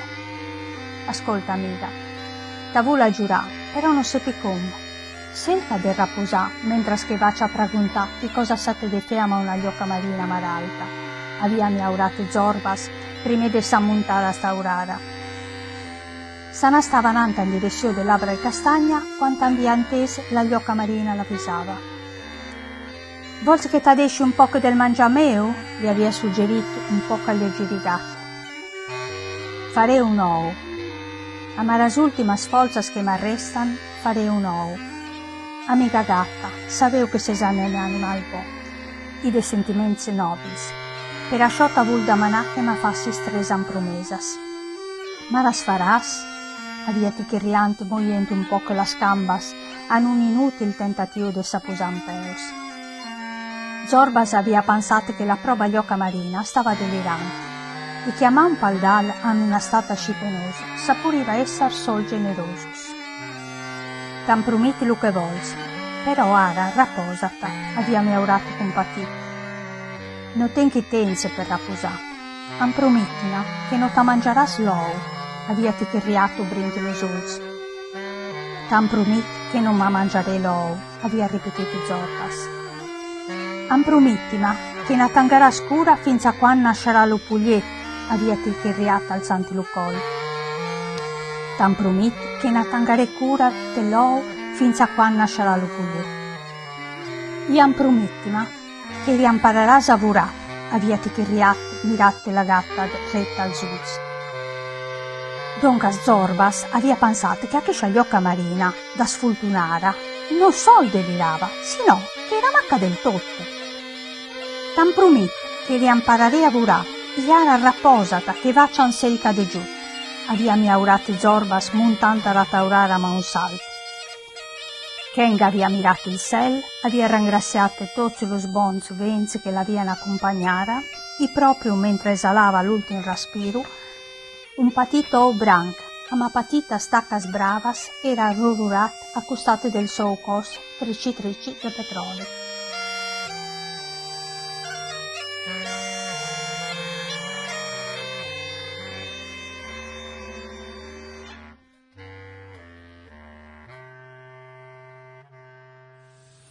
Per ben de giur, Luciatnier, grande gros, restait tutta da cantalù. Lo protegget, e la brucianta buttuto la delicatezza dei sepate speluse, ciasche botche movimenti volontari del suo corpo, le lignavo d'un paio de centime. Fueron de giorni lunghi e difficoltosi, che de botte mi pareceva del tutto inutile, perché insegnavo di guardare un oggetto sensolito, una sorta di fragile vero, bello se bianco, a macete azuris. Un bot tormentava dalle rampe per la mancanza di movimento, già che, secondo gli ordini del colonnello, chi stava lui mal per mangiare e nada la che si tutti i bisogni, sentì la tentazione di controllare se din anche lo baletto de calcium da bon cresci un picciotto de gabian. Allora arrambet un oreillo alla greio. Beh, l'auto, ma arrive pas sentirre. Che pa fortuno ni manche curo tenté de agachar din che lui un lubrificante controllus. Il greio bianco a macete azuris era spesso e le usava pas trasparenza della renda tutto. Ciasche sera, colonnelli, segretari e mi sai tutto, gli faceva un visito e esaminavano lui per verificare se arrivavano. So che il colonnello suonava progresso e sperava, ma come vedi che lui restava tale calla al primo giorno, cambiava un argomento. Mi sai tu, mancava padre di deplorare lo faccio, che su un'enciclopedia venisse per portare l'esatto durata dell'incubazione, la donna più preciso, che era arrivato a bar sui sigros liberi, diceva che poteva durare dai 17 ai 30 giorni, secondo le caratteristiche delle specie alla quale apparteneva la gabbiano maire. Guarda, era paese facile per Luciatnier, grande grosso. Poi io paese biarlo mattino che la mise de famiglia in chargiare lo guardare, avevo considerato che nell'appartamento ero in train di accumulare troppo de pusiero e avevo deciso di passare la spirito. Ciasche mattina, durante le visite, Zorbas aveva estremato lui al mese di Vas della Piancio per dedicare qualche minuto al brave uomo che gli cambiava l'aliciero e gli dirbio le tolles de noritura. Il mio lavo, avevo gratitudine, se frettavo contro se gambe e la mi segnalavo in ripetendo che ero in chat ben simpatico. Ma aquel mattino, appresso aver visto passare l'aspiratore di lo salotto e di le stanze da dormire, si sente dire: è vero, la piango, è al mese di Vas che s'abbaruno mai de polcario. Ora vedo fracasso di una forziera che andava in Milotoc, la mia scurezza all'indal della cucina e braietto. Ma sei svendumato, Zorbas? Cazzo so che faccio. È vero, vai ten di sì, s'ad badol. Manca io ma che te infigliesse un toc de veire in una patria. Che insulti in verità Zorba saiete immediatamente dalla cucina e mi fu niente una grossa vergogna a Buracu al mezzo delle pates e tortillette sulla pianta. Fu pas facile far rollare l'uovo fin de sul bollietto, ma gli arrivette e lei attendette che la miss finisse il lavoro della maison e se ne andasse. Lo sera dal 21 giugno Zorba se stava dormendo e Placò sapeva che lui si buttava lentamente, ma si buttava come se volesse seguitare a rollare per l'appartamento. Il désiré un cacchino alla pancia. Dio bedouin e pouvait pas éviter une ressaute pour s'apercevoir que da una crepatura della greia apparicio e disparicio un puncetto d'auno. Zorbas riait l'eau entre les parties antérieures e come accorreiet che lo pusino becutiavo fin a se giunire un passaggio d'un spunzet sa testo minuscolo, umido e bianco. Mamo! Criet lo piccolo gabbiano. Zorbas sapeva passo che rispondere. Sapeva che Saburo era nero, ma pensait che l'emozione e la rossura deviano l'aver trasformato d'un chat violette.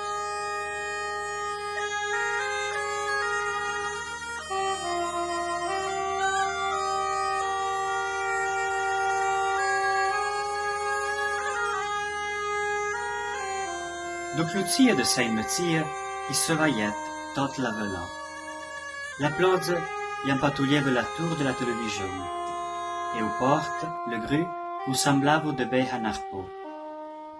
Ah weta, il se voit le bazar d'Harry, Nouriami au son lemba, ou la miuna Zorba.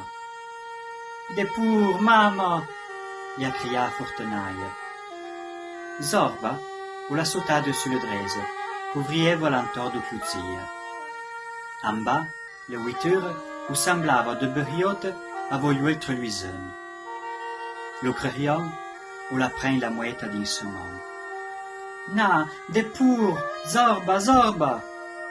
Y a crié la mouette en piquant le monde au crayon. Attends, pose-la dessus le draise, où la miuna Zorba. D'avis pas l'intention de taper là-bas, où la de le crayon. Ara, te volerai Fortenaille. Prends-la, sans la plause. D'intavia, t'aurais bien raison, prière Rosa. Une autre hit, le semant de Eva. Une autre, le semant de Aura. Une autre encore, le semant de Soleil. Et il arrive de long comme un cadeau après la plause. Sans la plause, ivre à les ailes, ou la miuna Zorba. La mouette y a vers les ailes. Il refletour ou l'envaillon de lumière, et la plause, la crevette de doré le plumeux. Le crayon et l'autzette, où l'on vu se lever la caboche, a voulu Sarah. La plause, lieu me plaite, y a crié. Ara te volerai, ou la miuna Zorba. De te oui de bien, d'un set de bon corps, y a crié Fortenaille, en approchant sur la seconde de l'adresse. Ara te volerai, lo ciel ou saratoi, ou la miuna Zorba. De t'y bleurai jamais, et n'yant qu'à l'iotritzette. Y a crié, avant la moïta de le plot, fourra de l'adresse. Perché que, come coup de jonte l'hiver de Achaga, son pecciot cor, où y era lo memo di equilibristo. Vola, ou la miuna Zorba, en allonzant in plota e en tuzzant la penna. Fortenaille, y a tamba le viola via, e lo crayon e lo zet, o l'on crignolo pire. Y rezzai tabac con un lago. A volo flaco pa, où se sont pliés en delà de l'Egrese, et allora où l'on vu que gli battette les ailes, en volant dessus le parcase. Après, l'on suivit son vol in haut, bien plus haut de la banderola d'oraille, que la herche, la blérunita de Saint-Metzia. Portenaille, je volava solitaire din la nuit d'Hambourg. Je l'avais loin en battant les ailes avec putain, tant qu'à passer dessus le rue du porte, les mots du navire, et fit après je tournava en rire, en planant, en brillant plus d'un col, à l'entour du cloutier de l'église. De vol aux orbes de ces volats, je criava contenta de l'ombre chez gris. Le crayon, ou la carriola crepit du set. Bien set, de s'y saigne à rebat, ou la dot en soupirel. Wa, dessus la seconda de l'abîme, ja comprai la cosa più importante, ou la minazorba. Ah wa, e che ja comprai, ou la manda lo crayon, qui vuole renche haculose, ou la minazorba. De me mazzino caro, te vuia sulet, de t'atteindre bas, ou la salua lo crayon. Zorba, ou le tia contempla la tenco li se passou, su iero de got, de ploze, un des engreneux, agne blassi zone, de cet grun, ner et gras, de cet beau, de cet noble, de cet du port. Laufenburg, Forêt-Nere, 1996.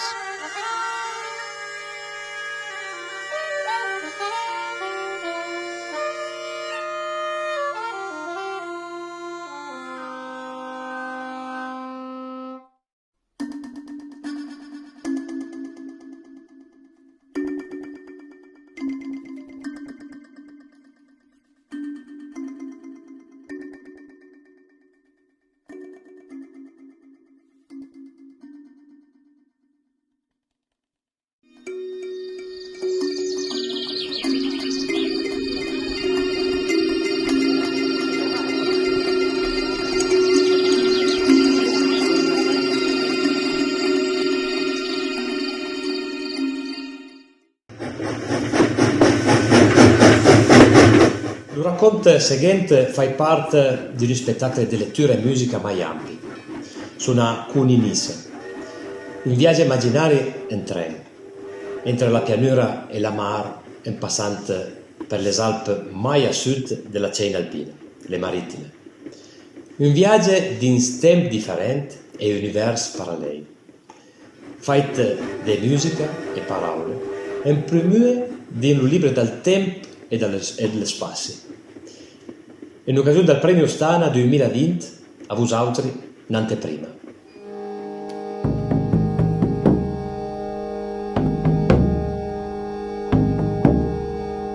E via la curenta.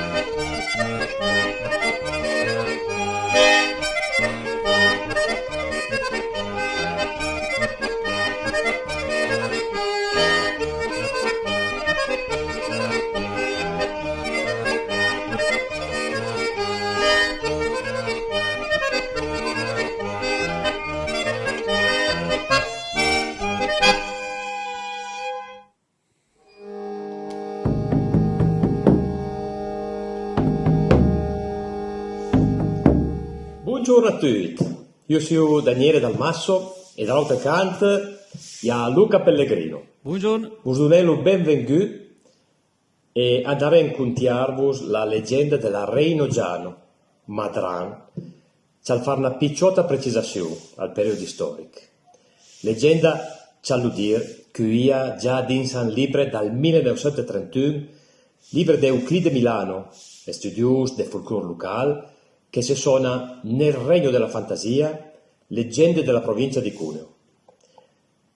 Dunque, siamo a metà del 1300, de Disney un gruppo che stava subendo una serie di carestie dovute al peggioramento delle condizioni climatiche. In effetti, da che anni qui, i fughetti un rapido abbassamento delle temperature che portette a quella che fughetti ricordava la picciotta era glaciale, che durò dal 1300 al 1700 o preso. A queste carestie crearono dunque il presupposto per ciò che capiterà giusto qualche anno preso, la ventura della peste.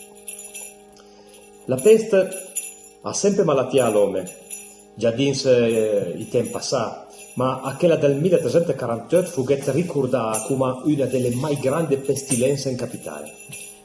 Partia dalla Mongolia, in Asia dunque, e dal 1330 popres, a causa delle guerre che aveva avuto in questi anni, se n'era arrivata pian pian fino alle coste del Mediterraneo. E da qui un botte arrivava ai porti, fitto, in tal dire di pochi mesi, nani. Tutto Europa fu trucciato dalla peste. Lo conte fu terribile, perché villa contette l'80% di morti. In tutta la popolazione in Europa si baissette d'un terzo. La peste continuò a malattiare l'uomo, de codins l'epoca seguente, a buona regolare cadenza. Ciasche 10, 15, 20 anni sortia un'epidemia di peste, ma l'uomo, in tal tempo, imparò a convivere e a prendere di misure un po' come sono quelle che sono piaie in cuore, di blocco, di baramenti, in maniera da seppellire le figlie. In Italia, tristemente conosciuta, a Milano fu la peste dal 1630, a quella dei promessi sposi, che fase tanti morti, coda nos altri. La Iancam baron de testimonianze, come a Pilun e Ciapelle Votive. In tutto caso, c'è la rispettare fin verso la fine dell'Ottocento, non de conoscere le reali cause della peste, e che si trova finalmente una cura. A bull'avanzare della medicina e della tecnica, in questi anni qui, si è scoperto che la responsabile della peste era una pulles, portata in giari di una particolare specie che malavia io mesma attaccava con l'uomo. Dunque, vi aveva un salto di specie, una malattia endemica di un animale che veniva trasmettuta all'uomo, proprio come la rata volura del cuore. Ma, tornando alla nostra leggenda della Reino Giano, daus che segna a metà del 1300, sicuramente, dinsa questi canti si predicava pa l'italiano. L'Italia aveva ancora da arrivare e non aveva ancora mai dei cazzentani. Dunque, si predicava una lingua ben smianta da quella dei trovatori, a quella del sud della Francia. Allora, lo conte che va vos lese sarà in lingua d'oro.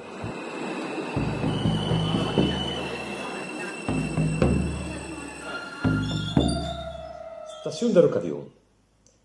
La voce dall'altoparlante dice che il treno polpa più scontignare, causa pestilenza. Il telefono marca 10 giugno 1348. Va chi so che scapita qualche giorno. In tal suo viaggio da Napoli verso la Provenza, la reina Giovanna d'Angiò, o reina Giana, come la suonavano da questi canti, aveva pensato bene di si fermare qualche giorno presso il castello delle nostre, da Canta Rubec, che porta lo mesmo nome. Alla reina gli piaceva lo soleil, e a chi reluia dalla mattina alla sera, meravigliosamente. La gente beves e de Rocavion, sapendo sa vengua, sulle bottighe, per le ciarliere, sulle piazze, briccava die come ad un avvenimento eccezionale. E in fin di conto, gli stavano alloggiando una reina, una personalità ricordata fin allora come una brava frema, protettrice del suo popolo. L'aiglo tornavo sobre la montagna, sul lì passavo nostro reino giano, che cosa vere è l'on curunado, si le grampeire della barricado. Ti ci curi un galo su passaggio, ti ci veni un ali farumage, ci portavano de flurs de telo e li donavano d'ogni cosa bello. For la cleio del nostro San Re, portano la cleio in basi d'argent, e slabbailio che li fai presente, in compagnia l'albo de San Re.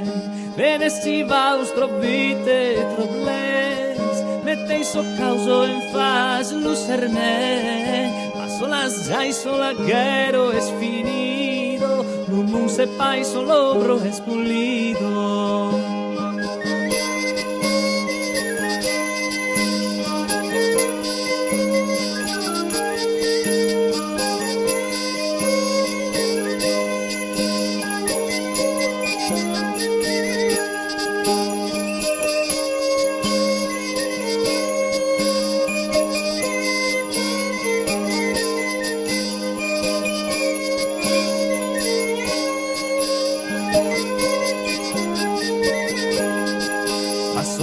So paso l'asile, reven la vida, reven lo plaisir.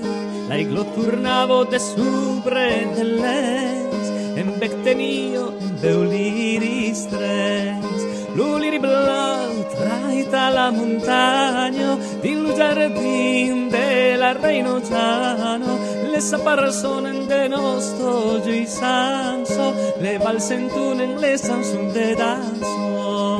Vivo la reina del nostro montagno e tu mondo caisi l'accompagno. Vivo la reina en bessa baronio, tu c'è mestre de sere scallio. Vierge Mario per plan e montagno, guardo pipio nostro reino giano. Vierge Mario per plan e montagno, guardo pipio nostro reino giano.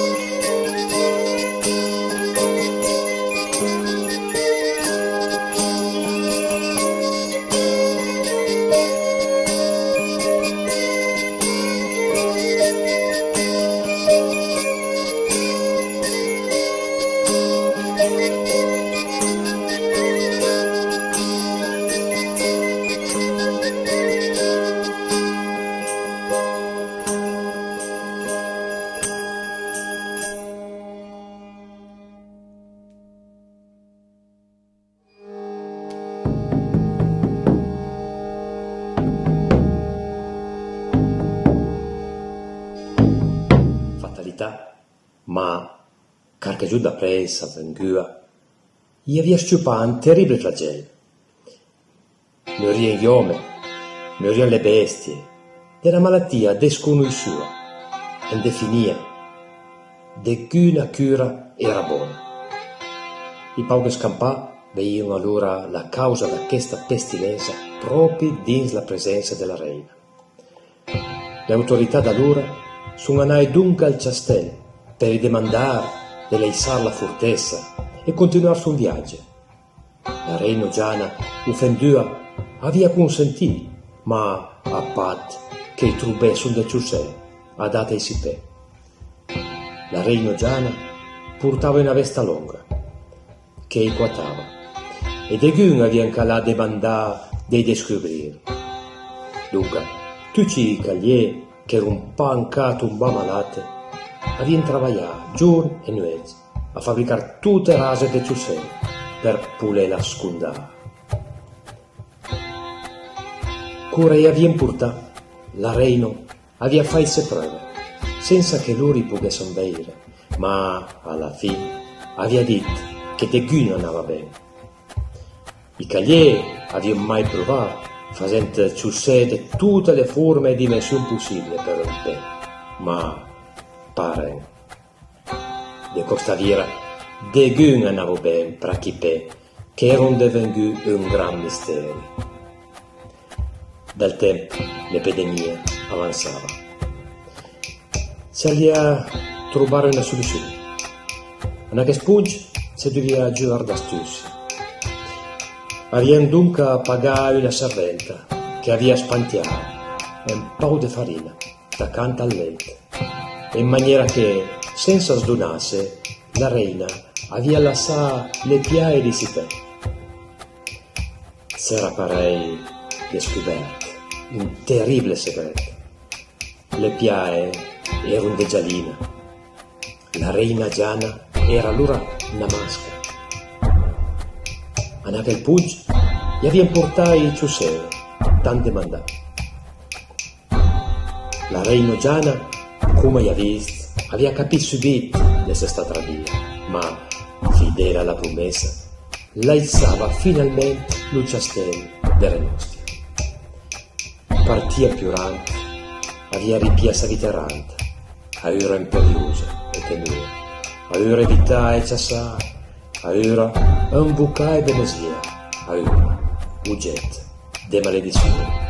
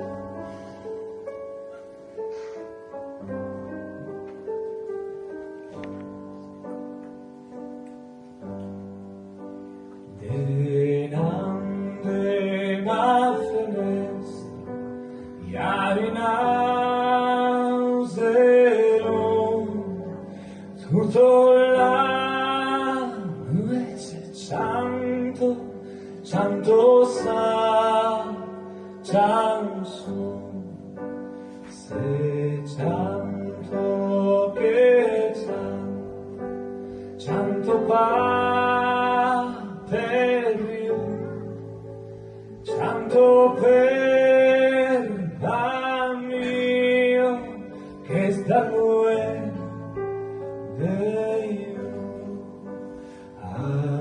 aquelas montañas Tanautos empachun deveire mis amor se tanto che chanto blasfemo chanto per mio es la